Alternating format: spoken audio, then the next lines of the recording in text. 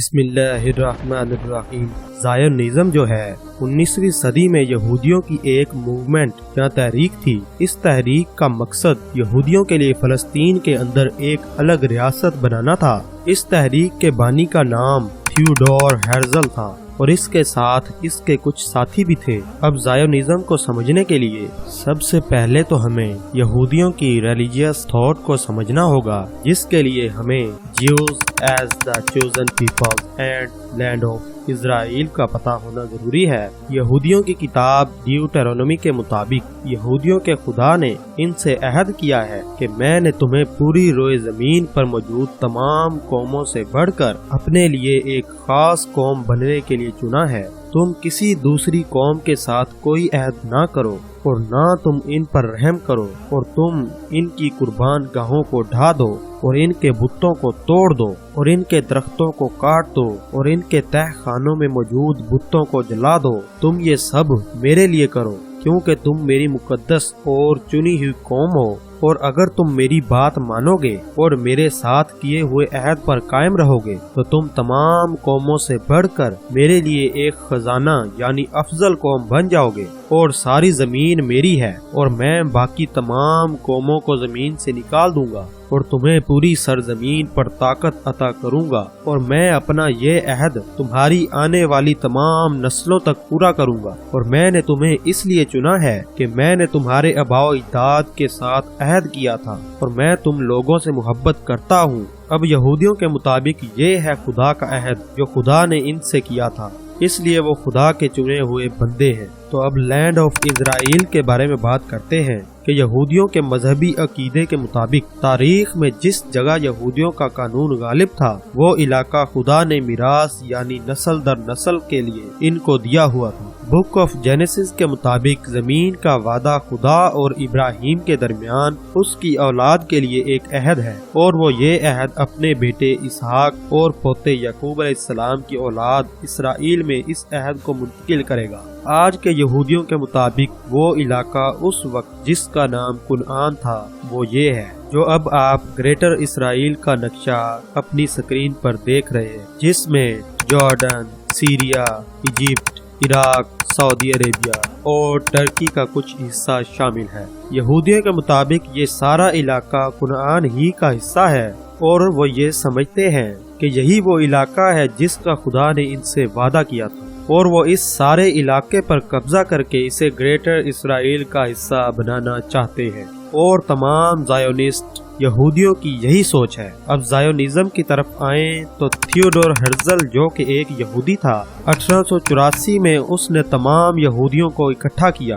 جو کہ یہودیوں کے لیے ایک الگ ریاست چاہتے ہیں۔ 1897 میں تھیوڈور ہرزل کی سربراہی میں تمام زائونسٹ یہودیوں نے مل کر ایک زائونسٹ کانگریس نامی آرگنائزیشن بنا دی، جسے بعد میں ZO یعنی زائونسٹ آرگنائزیشن کہا جانے لگا۔ 1882 سے لے کر 1903 تک تقریباً 35,000 یہودی فلسطین میں آباد ہو چکے، لیکن ابھی بھی دنیا کے تقریباً آدھے یہودی رشین امپائر کے اندر رہ رہے تھے۔ جب رشیا نے یہودیوں پر پابندیاں عائد کی تو تقریباً 20 لاکھ یہودیوں نے رشیا سے ہجرت کی، اور تقریباً 15 لاکھ یہودی America, Germany, France, England, Holland, Argentina اور فلسطین میں جا کے آباد ہوئے، اور 5 لاکھ یہودی باقی دوسرے ملکوں میں آباد ہوئے۔ اب جو زائونسٹ کانگریس تھی انہوں نے تھیوڈور ہرزل کی سربراہی میں یہ فیصلہ کیا کہ وہ فلسطین کے اندر اپنی الگ ریاست اسرائیل قائم کریں گے۔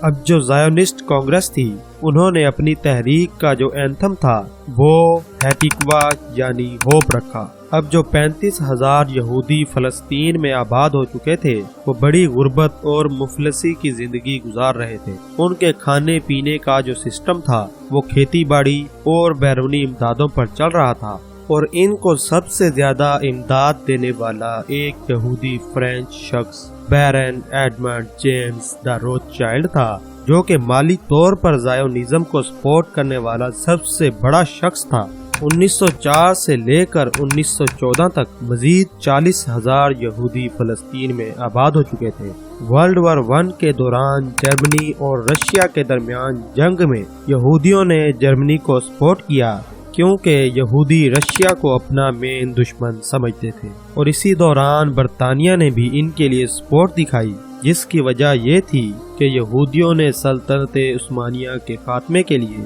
बरतानिया का साथ दिया और यहूदियों ने सल्तनत उस्मानिया के अंदर सुल्तान अब्दुल हमीद दोम के खिलाफ यंग टर्क्स मूवमेंट चलाने में बरतानिया की मदद की। और उस वक्त तक यहूदी सल्तनत उस्मानिया के अंदर अपने पंजे गाड़ चुके थे, क्योंकि उस वक्त फलस्तीन यानी यरूशलेम या बैतुल मुकद्दस जहां यहूदी अपनी अलग रियासत कायम करना चाहते थे, वो फलस्तीन या यरूशलेम उस वक्त सल्तनत उस्मानिया के अंडर था। अब बरतानिया का साथ देने की वजह से बरतानवी हुकूमत और यहाँ तक के बरतानवी वजीर आजम लॉर्ड जॉर्ज के दिल में ज़ायोनिज़्म के लिए हमदर्दी पैदा हो गई। यहूदियों की मदद की वजह से 1918 में बरतानिया ने तुर्कों को जनूबी शाम से निकाल दिया। तुर्कों के निकलने से एक साल पहले यानी 1917 में बरतानवी foreign minister Arthur Balfour Lord Rothschild को एक खत लिखता है। अब रॉथस्चाइल्ड उसी की पार्टी का एक लीडिंग मेंबर होता है और इसके साथ साथ वो यहूदियों का लीडर भी होता है।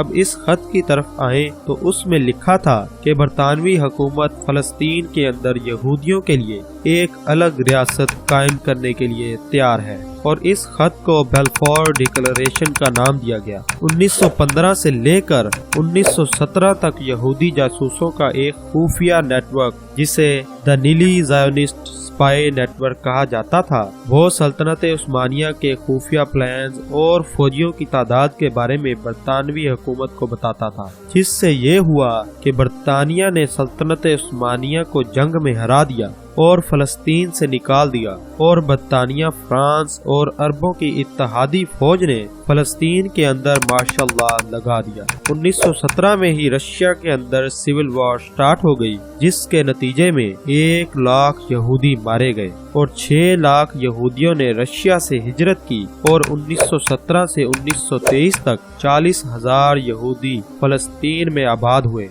जिसे थर्ड एलिया भी कहा जाता है। अब एलिया के बारे में आपको बताते चले कि जब 1882 से 1903 तक 35,000 यहूदी फलस्तीन में आबाद हुए थे तो इसे फर्स्ट एलिया कहा गया और इसी तरह जब 1904 से 1914 तक 40,000 यहूदी फलस्तीन में आबाद हुए तो इसे सेकंड एलिया कहा गया और 1917 से 1923 वाली आबादी को थर्ड एलिया कहा गया। वर्ल्ड वॉर 1 के इख्तिताम पर जो जीती हुई ताकतें या मुल्क थे, उन्होंने हारे हुए मुल्कों के साथ मिलकर पेरिस के अंदर एक पीस कॉन्फ्रेंस की, जिसके नतीजे में 1920 में लीग ऑफ नेशन नामी एक और इदारा बनाया गया, जिसका मकसद पूरी दुनिया में अमन कायम करना था। 1922 में लीग ऑफ नेशन ने बेल्फोर डिक्लेरेशन, जिसके बारे में हम पीछे बता चुके हैं, उसको मंजूर किया और 1923 में इस पर काम शुरू किया। इसके बाद 1924 से 1929 के फोर्थ एलिया में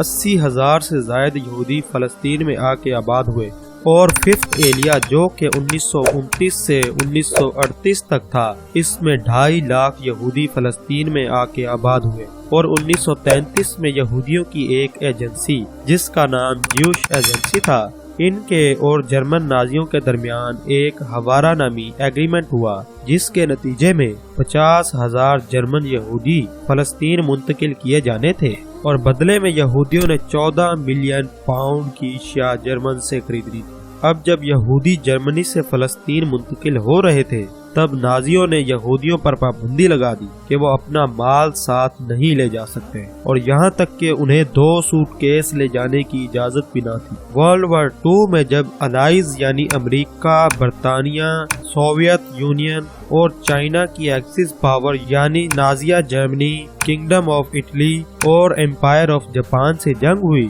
तो उस वक्त तकरीबन 15 लाख यहूदी एलाइज की आर्मी के साथ मिल के पूरी दुनिया के अंदर लड़ रहे थे। 1939 से लेकर 1945 तक तकरीबन 60 लाख यहूदियों को जर्मन नाजियों के यूरोप के अंदर कत्ल किया, जिसमें तकरीबन 15 लाख बच्चे थे और इसे द होलोकॉस्ट कहा जाता है। इसमें यूरोप के 2/3 यहूदी मारे गए,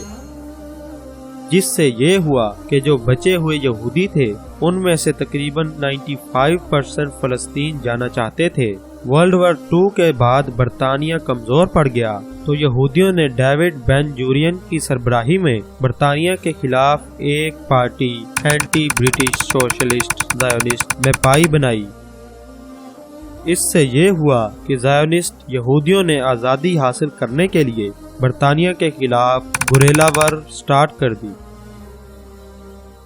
उस वक्त बरतानिया को महसूस हुआ कि मामला हाथ से निकल रहा है, तो उन्होंने 1947 में यूनाइटेड नेशन, जिसका पहला नाम द लीग ऑफ नेशन था और 1946 में बदलकर यूनाइटेड नेशन रख दिया गया था,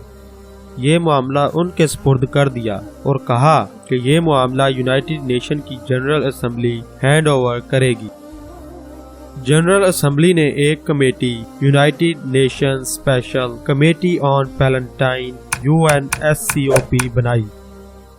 1947 जुलाई में UNSCOP ने फलस्तीन का दौरा किया और वो वहाँ ज़ायोनिस्ट और ज्यूश दोनों डेलीगेशन यानी वफ्द से मिले, जबकि अरब हायर कमेटी जो कि फलस्तीन के लोगों के लिए फलस्तीन में काम कर रही थी, उन्होंने UNSCOP से मिलने से इनकार कर दिया कि UNSCOP और बेन जूरियन के दरमियान यहूदियों के लिए एक अलग रियासत का मुआहदा तय पा गया। UNSCOP ने जनरल असेंबली में रिपोर्ट दी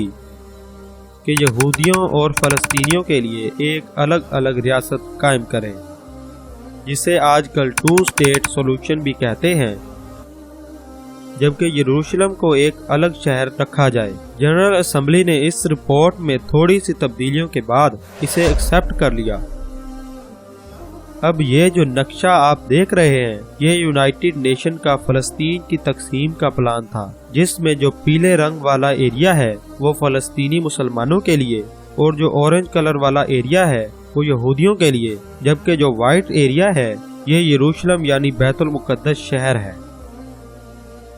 14 मई 1948 के दिन जैसे ही फलस्तीन से बरतानवी फोर्सेस का इखराज मुकम्मल हुआ, तो उस दिन ज्यूश पीपल काउंसिल तेल अवीव के म्यूजियम में इकट्ठे हुए और एक अलग रियासत का ऐलान कर दिया, जिसका नाम इसराइल था। इससे पहले 29 नवंबर 1947 में यूनाइटेड नेशन की जनरल असेंबली ने जैसे ही फलस्तीन की तकसीम की रेजोल्यूशन को अडॉप्ट किया, तो फलस्तीन के अंदर यहूदियों और फलस्तीनियों के दरमियान सिविल वॉर स्टार्ट हो गई।